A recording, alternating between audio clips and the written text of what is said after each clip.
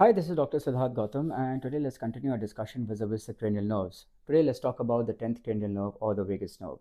So, the vagus nerve is the longest and the most widely distributed cranial nerve in the human body. It originates from the medulla, travels from the brainstem all the way up to the abdomen, and influences multiple organ systems along its course. Now, it carries both the sensory as well as the motor fibers, and therefore plays a very major role in the parasympathetic nervous system.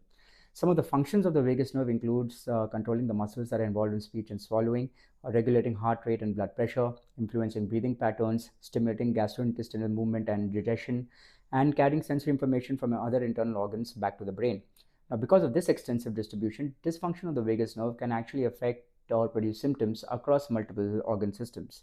Some of the clinical features that are involved with vagus nerve involvement include hoarseness of voice, difficulty swallowing, loss of gag reflex, vocal cord paralysis, abnormal heart rate variabilities, and impaired cuff reflex.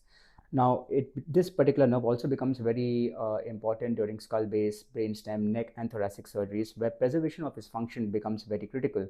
Because remember that in spite of being only one nerve, its influence extends across nearly every major organ system in the body. One can actually say that it's a direct communication pathway between the brain and the body. Stay tuned to Neurosurgery Connect to know more about this.